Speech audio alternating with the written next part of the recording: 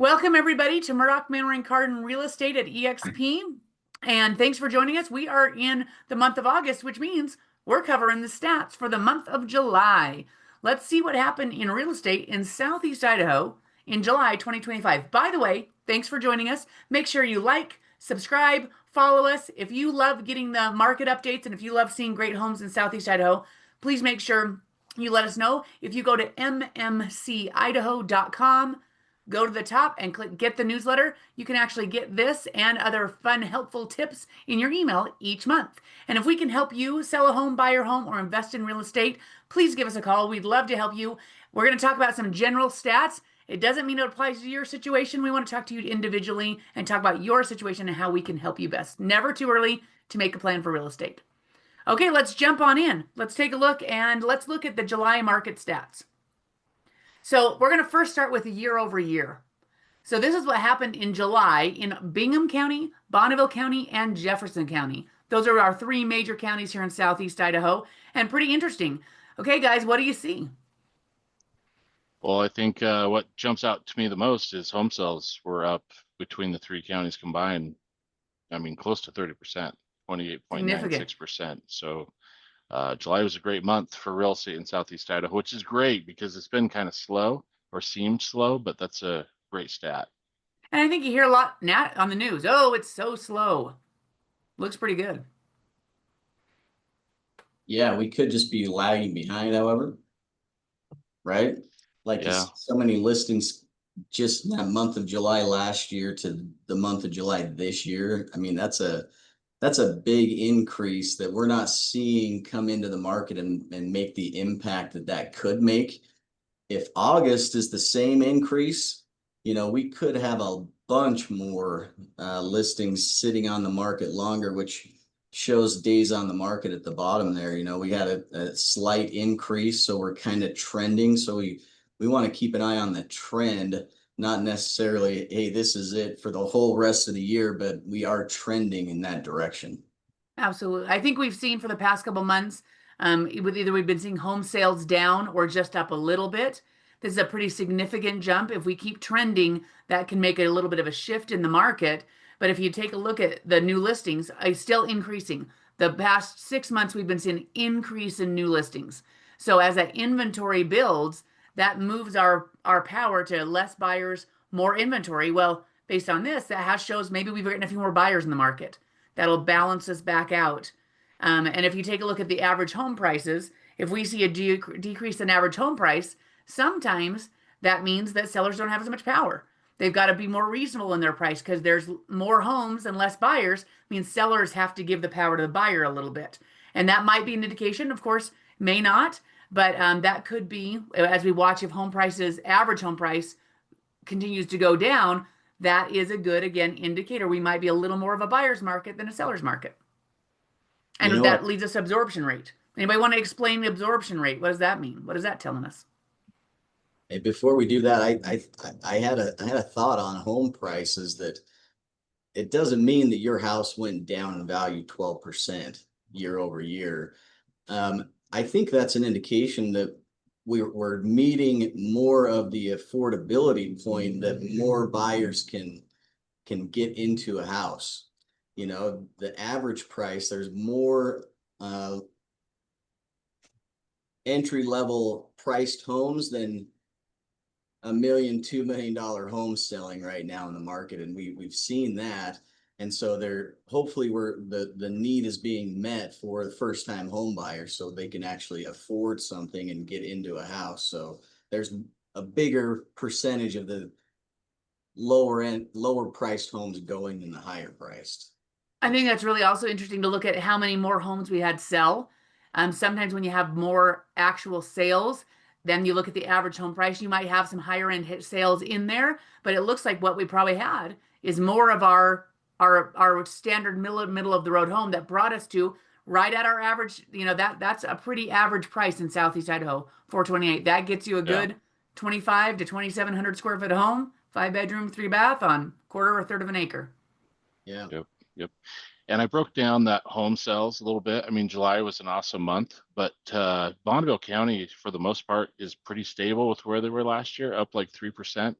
where we're seeing more sales this year in Bingham County, they're like up 27% for the year. Jefferson's up 11%. So, and that's for the whole year. So we're seeing a little bit more over there, not as much. Bonneville's staying steady, up a little bit, but we're seeing, you know, Bingham and Jefferson have been pretty slow, you know, we've seen over time, and so they're picking up a little bit. So I've for been this year. saying for what, 2 years now, Bingham County is the dark horse. I think we'll see more activity. It's probably our most affordable county in the area, and that will happen. They'll pick it up, the pace in there. I think you have opportunities in Bingham County. Don't miss out. Well, Yeah. Absorb. I-15 access, the river that flows through there, Oh and yeah, yep, easy access to Pocatello, Idaho Falls. You know, it's to the site. It's a pretty great little place.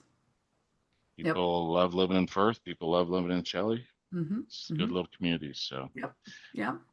So let's talk about absorption rate. So what is this an indicator of? Who wants to explain this for the people's watching? What does that mean? And why is that important to anybody?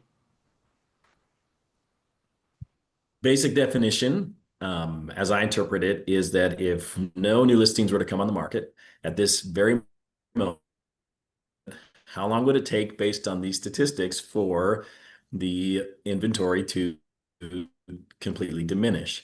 And to me, that's important because it really gives you the pretty consistent way of looking at where are we and what type of market are we in, because we always look at it as a 6 months or less, 6 months kind of being the balanced market, right? But things, as we start to get more and more, we start to see things that are starting to lean towards that. Maybe. Oh, oh, Corey, you you went just muted muted. yourself. Did I There we finish go. There my you go. thought? Perfect. I think that's great. I think that's an excellent explanation of that. So as we see this, if we start to build on the months of inventory, that's what the 3.5, we're now at 4.2 months of inventory. Just like Corey said, it would take us 4.2 months to sell out of all the homes on the market if we don't have anything new. So as that builds and gets more, that switches us more toward a buyer's market, shows more inventory versus sales. Now, we had quite a few sales, but that inventory is building. So that's a good indicator of what's coming. So let's flip over and let's take a look. This is just a snapshot, July over July. What's happening year to date? That gives us a little bit better idea rather than a little snapshot of what's happened. So we see here, now we saw a big jump in your home sales for July. We're on a slow, steady trend up for year to date. Slow, steady trend, but I really think the new listings is a really good indicator. We have been consistently doing significantly more new listings than last year. So that's a pretty big, at our inventory build, a pretty big deal. As a result, you can see our home prices, not nearly the significant change that we saw in July versus the total year to date, which I Which think for is me, pretty that's just accurate. screaming stability, a little bit of Mhm. stability going on right now, and upward in the home sales, because, you know, in a market where rates are higher, you know, you don't want to see sales go down every year. I mean, that's not good for our real estate market. So for us to see a nice, reasonable increase in sales, you know, on year-to-date numbers is it's a comforting number to see for Yeah. us guys in the industry. So Absolutely. Absolutely. I think days on market also shows, I think that's a good indicator. Some sellers are getting nervous if their house doesn't sell in 2 weeks and 3 weeks, even 30 days. But if you look on average days on market, now this is going to be a whole snapshot. So you got the higher end homes that might take longer, but don't be surprised if it takes 30 days for your home to sell. But when you look at pricing your home and you talk to one of us, what is this average days on market for your price point? What should you expect as a result of how long that home might sit on the market? The more aggressive your price gets, the less days on market. So that's a pretty good indicator. Absorption rate, interestingly enough, is lower year to date than last year. So that is an interesting so stat. We'll see if that continues. to see that lower and home sales up is also a great combination of Yeah, statistics. true, yeah. So Yep.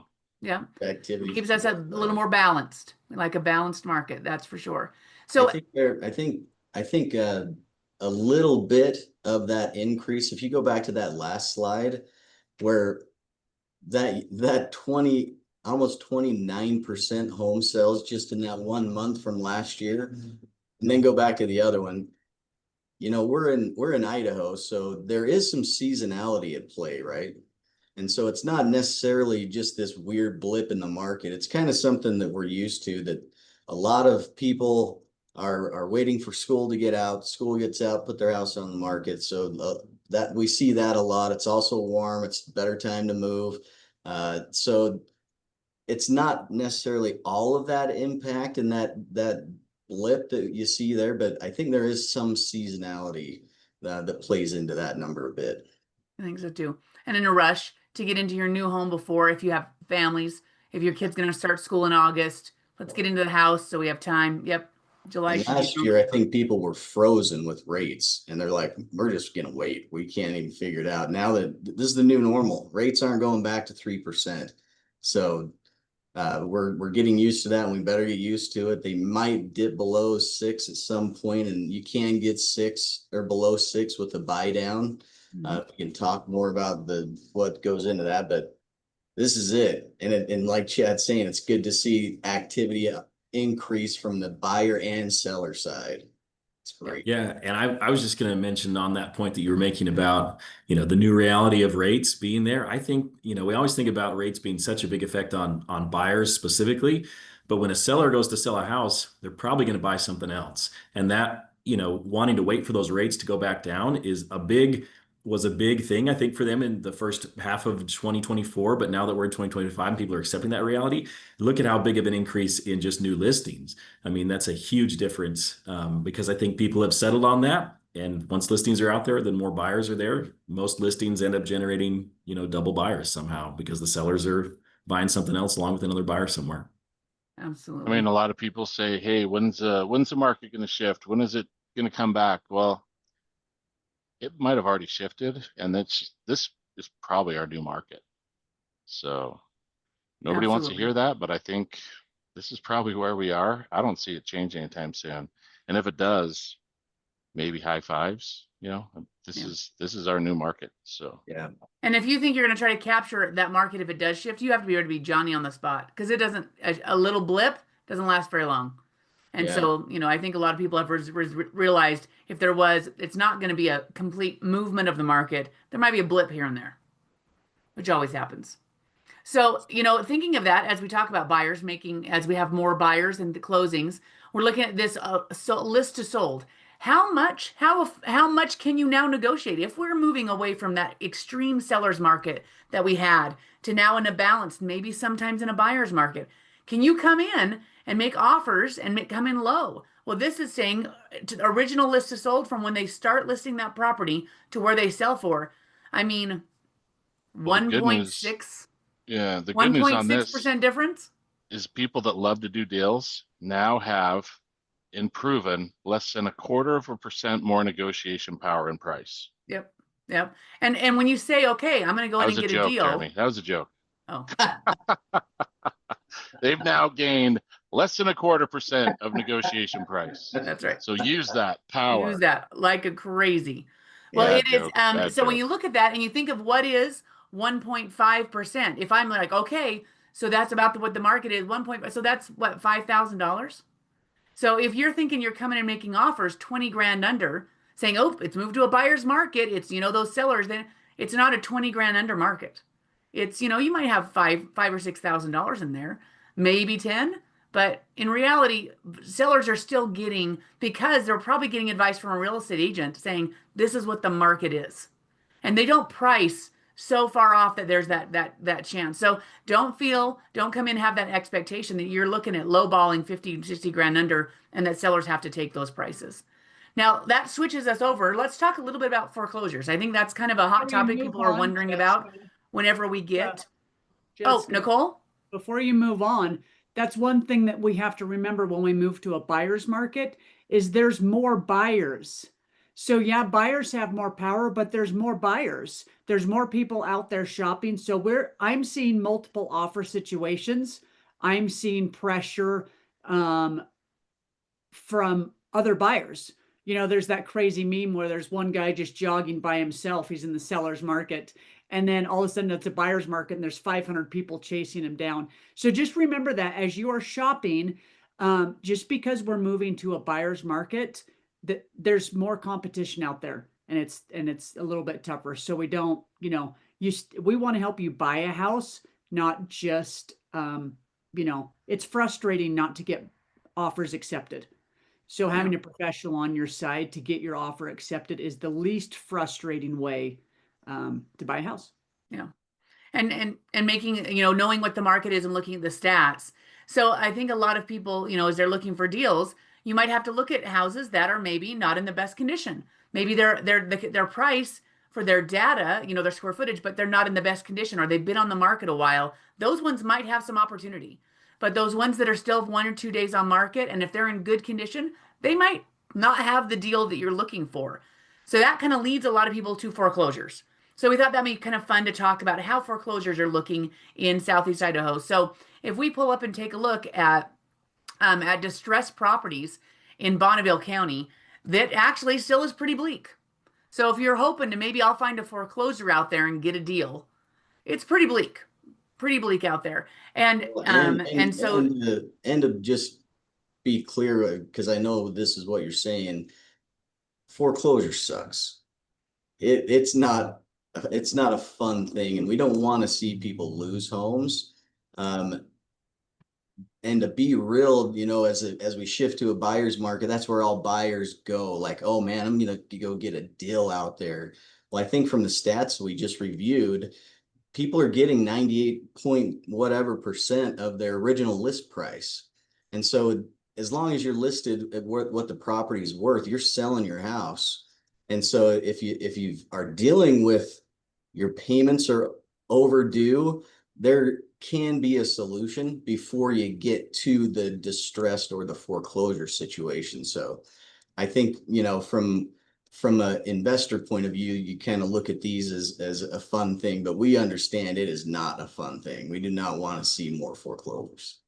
And if you're in that problem, give us a call. We have a lot of solutions. We can help a lot with that stuff, and we have a lot of good information. I appreciate that. Thanks, Jared. And there are a lot of options. I mean, there are a lot of options, and we sell homes, but we really love to keep you in your home if you want to keep it. So yeah, absolutely. So Chad, as kind of one of the leading guys on the cusp of foreclosures, so right now we saw, this year, if you look at the percentages here on this chart, of the closed sales, less than 1% year to date have been distressed properties. And last year, total for the whole year, less than 1% have been foreclosures. Are we seeing an increase? Should we expect to see more coming? Yeah, from 2020, 21, 22, we basically did not have hardly any at all. There just were not foreclosures at all. Look at 2021, 0% of sales foreclosures. Yeah, I think they're like 3 for the whole MLS. And so, just hardly any, but we're definitely seeing more. It's still below average as far as, an average foreclosure rate. But yeah, there's right now in our MLS, what do we say? There were seven and then 7 active pending on the market and 3 pending.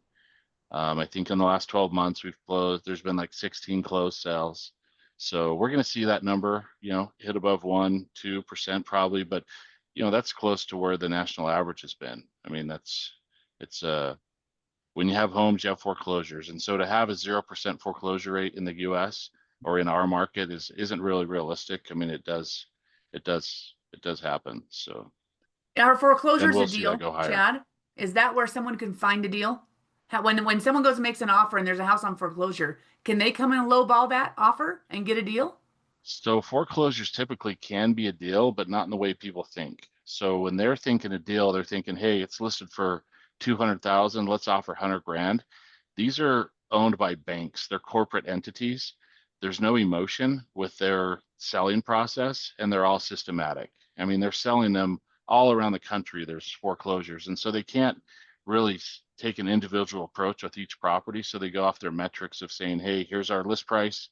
If we don't have a sell by this amount of time, we're going to drop by this percentage. If we get an offer, we can accept an offer at this percentage.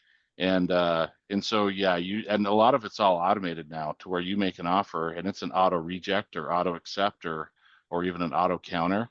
And typically, very rarely have you ever seen someone like really get a screaming deal in a foreclosure as far as an offer price to what it's listed for. But where it has a reputation of having a good deal is a lot of these properties are distressed. There's deferred maintenance. the lawn's dead. You know, there's repair work. And so you're basically kind of buying a fixer-upper. And if you do work on that and fix it up, then yeah, that's where you get the deal, you know, the money and make money on foreclosures. And that's Why are they where usually they're in bad popular. repair, Chad? Well, I mean, if you are if someone's in financial problem, financial difficulty, personal financial difficulty, the last thing that they kind of give up on is going to be their home, the roof over their head. And so to get to that point, you know, their cars, they aren't putting money into the house, they're not putting money into their cars. There's a lot of deferred maintenance, you know, that they're not able to afford to put into it. And so usually you kind of see a few years worth of deferred maintenance, not always, but a lot of times you're going to see the deferred maintenance. You know, many times they aren't in very good condition, or you know, sometimes they're totally trashed too. I mean, we see And do some that are, the banks don't really take care of them while they're listed, right? It just kind of sits there and the lawn goes, you know, is that right? yeah, for the most part. I mean, sometimes they do, but sometimes, like, for example, we, you know, have one right now, and there's not a sprinkler system, and it's in a rural area. So there's just no way we can find a company that can go and move the sprinkler, you know, 4 times a day, 3 times a week. And so it's just not possible to keep those lawns alive. Yeah. So, How do they come up with the price to list them at? I mean, they market price. Is it market price, or does it yeah, have to do with what they're owed? Is it going to be market price? has nothing to do with what they owe. Because I mean, just like with people who come to us who aren't in foreclosure, the market doesn't care what I think it's worth, what you think it's worth, you know, what you owe. I mean, there's a value that it fits in, and it's market price. Perfect. Because a lot of people think that they can come in and say, well, I can see what they owe, and Yeah. here's what they listed. I'm going to offer what they owe, or they think they owe, and then, you know, doesn't work that way with foreclosures. Nope, not at Yep. all. So anyway, that's kind of interesting. I thought people might be interested to know how that works. But if you're interested in that, again, it's a great time to talk. But I don't think that if people are thinking that that's a big swing, we might see some more, but still not a hot market for foreclosures.